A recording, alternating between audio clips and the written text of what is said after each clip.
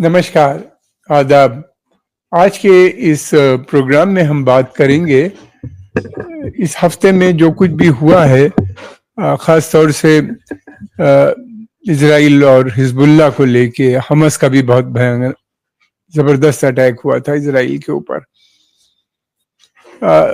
लगातार बहुत से इजरायली ठिकानों के ऊपर, ख़ास तौर से आर्मी बेसिस पे, नेवल बेसिस पे हिजबुल्लाह ने अटैक किया।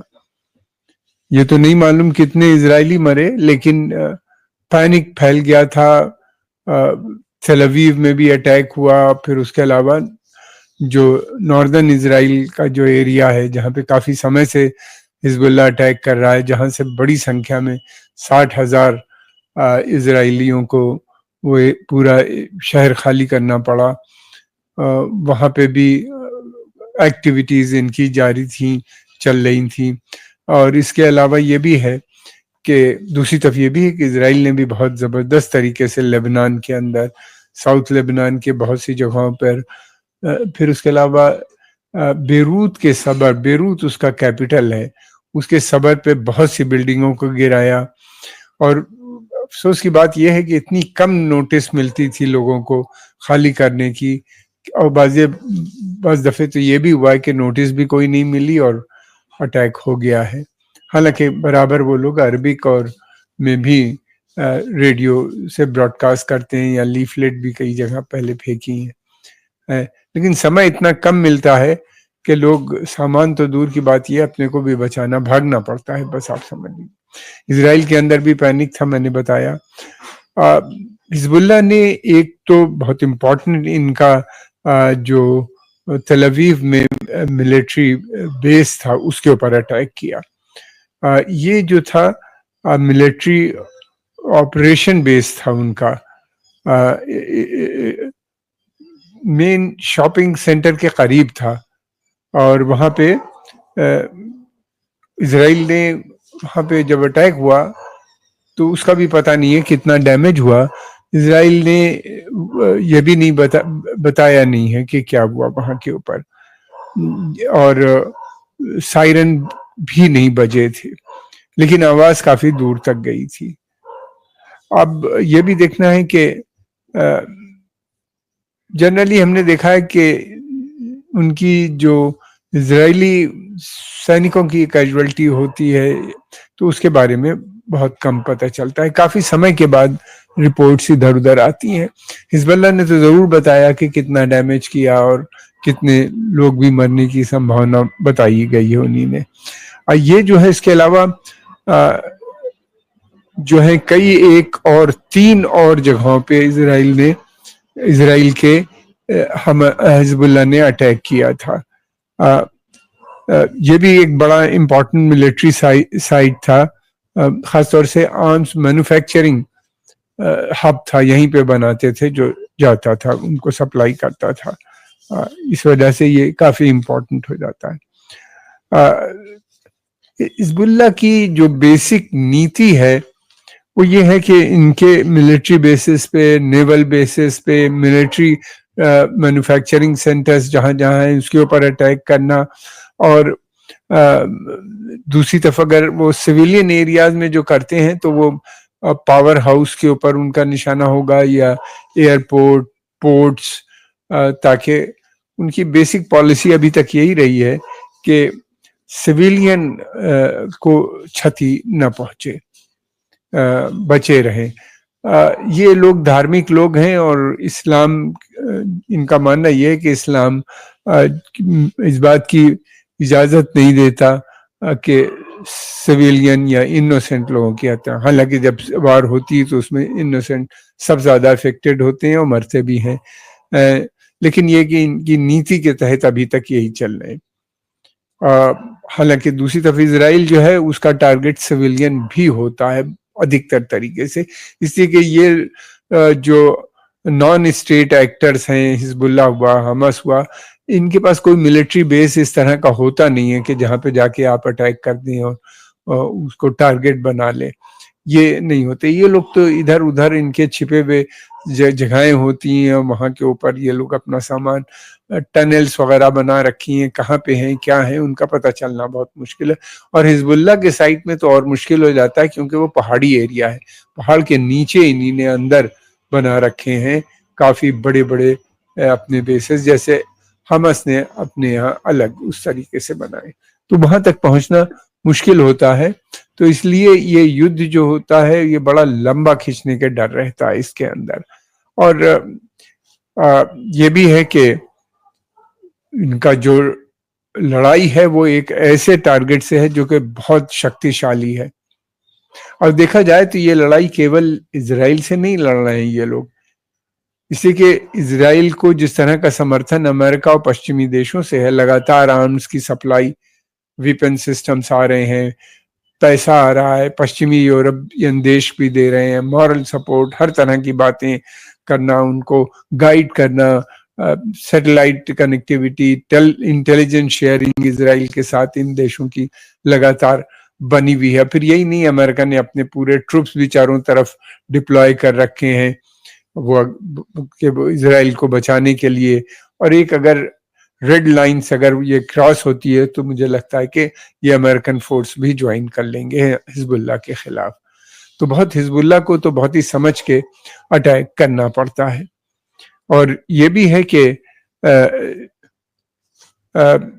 کب تک یہ یدھ چلے گا اس کا تو پتہ نہیں، اس لیے کہ انہی نے ڈیمانڈز تو ضرور کی ہیں. انہی نے 2-3 ڈیمانڈز کی ہیں یدھ ویرام کے لیے.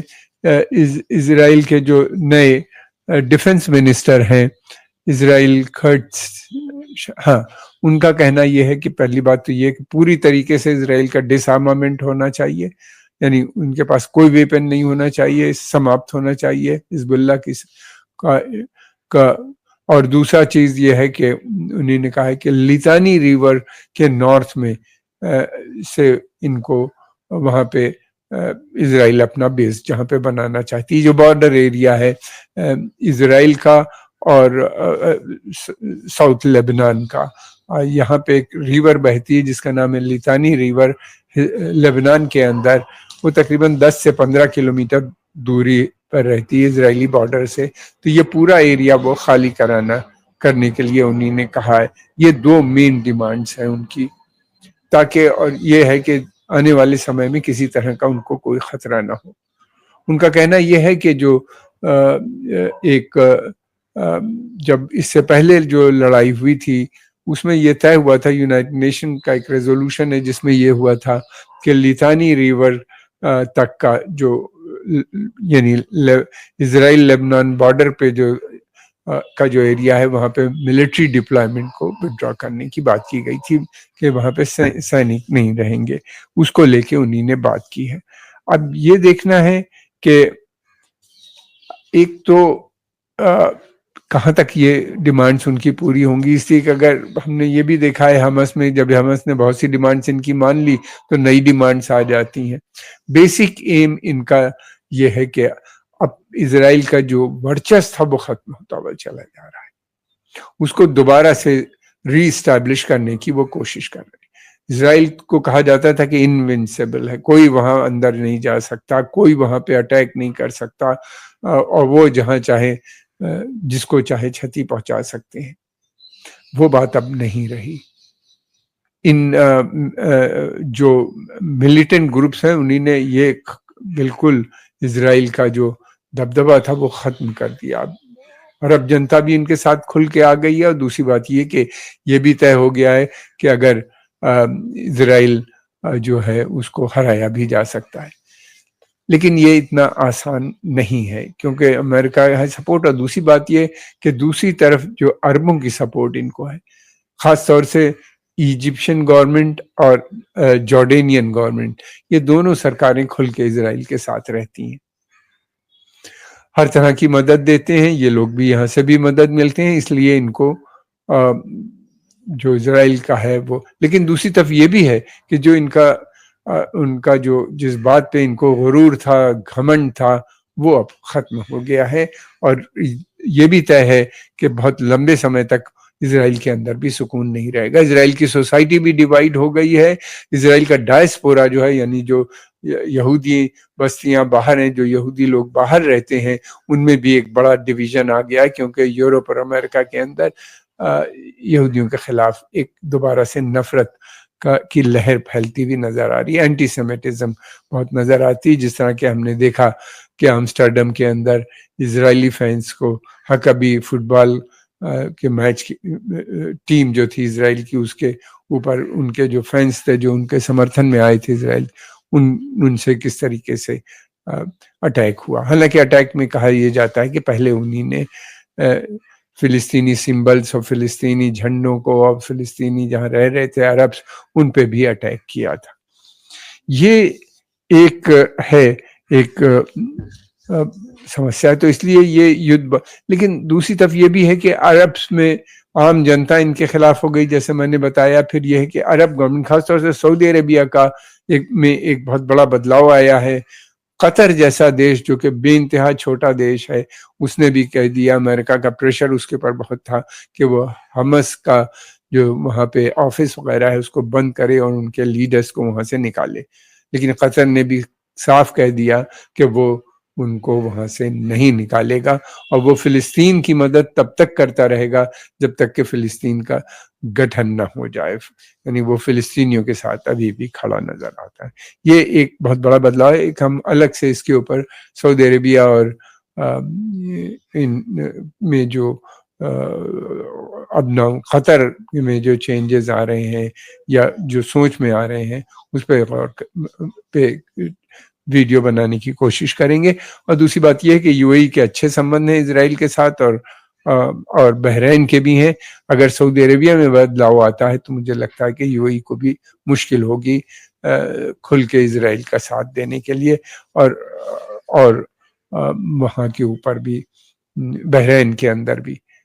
یہ تو خیر آنے والا سمے بتائے گا. لیکن دوسری طرف یہ بھی ہے کہ نئے جو راشٹرپتی وہاں پہ بن کے آ رہے ہیں امریکہ میں، ان کے کس طرح کے رشتے ہوں گے سعودی عربیہ کے ساتھ، اس لیے کہ پہلے ٹرم میں ان کے بڑے گھنش سمبند تھے.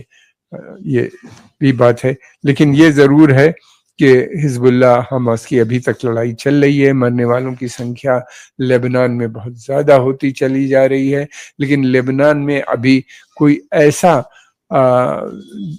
درشیہ نظر نہیں آیا جو یہ سجیسٹ کرتا ہو کہ لوگ کھل کے حزب اللہ کے خلاف ہو جائیں، یا وہاں کے اوپر آپس میں شیعہ سنی یا مسلمانوں کی کرسچنوں سے یا ان لوگوں کی آپس میں کوئی لڑائی ہو جائے یا حزب اللہ کے خلاف کوئی ماحول بنے. اس طرح کی رپورٹس ابھی تک کوئی نہیں آئی ہیں. اور حزب اللہ بھی جو ہے وہ کافی حد تک اپنے اس میں ڈٹا ہوا ہے، کیونکہ وہاں پہ بھی جو اسرائیل اندر آئے ہیں ان کو کافی ریسسٹنس ہو رہا ہے. اس نے کئی جگہوں پہ اسرائیل کے جو خاص طور سے ساؤتھ لبنان میں جہاں کے اوپر انہی نے کافی ایریاز کو، کئی دیہات اور اسمال ٹاؤنز ہوتے ہیں وہاں پہ ان کو دھوست کیا ہے، جہاں پہ وہ اپنا بیس بنانے کے لیے انہی نے جو سینیہ ڈپلائمنٹ کرنے کی کوشش کی، وہاں پہ ملٹری اسٹیبلشمنٹ، یعنی وہاں کے اوپر ایک بڑا بیس بنانے کے لیے. تو وہ اس کے لیے جو اکوپمنٹ لے کے آئے تھے ان کو بھی ٹارگٹ کیا ہے حزب اللہ نے، اور کئی اسرائیلی سولجر کو کہا جاتا ہے کہ انہی نے ان کی چھتی بھی ہوئی ہے. کیا ہوگا یہ تو آنے والا سمے بتائے گا، یدھ کس طرف جائے گا. لیکن فی الحال اسرائیل بھلے اسٹرانگ ہو، لیکن یہ کہ ڈپلومیٹیکلی جو اس کا جس طرح سے اس کو اس میں ایک تو سب سے بڑی کیجویلٹی جو ہوئی ہے وہ ابراہیم اکارڈ کی ہو گئی ہے. اب اسرائیل کے جو عرب کے بہت سے دیش جو ہیں جو سوچ رہے تھے ابراہیم اکارڈ کو جوائن کرنے کے لیے، یعنی اسرائیل سے رشتے بنانے کے لیے، اب ان کے لیے مشکل ہو جائے گا. آج کے اس پوڈ کاسٹ میں اتنا ہی. ہم جلدی ایک نیا ویڈیو لے کے آئیں گے. اگر آپ کو یہ اچھا لگے تو اس کو لائک کیجئے، سبسکرائب کیجئے، اور ہماری آپ سے انورودھ ہے کہ اس کو آگے بھی لوگوں میں بھیجیے، گروپس میں اور دوسری جگہوں پہ. آپ کا بہت بہت دھنیہ واد، آپ نے سمے نکال کے اس کو دیکھا.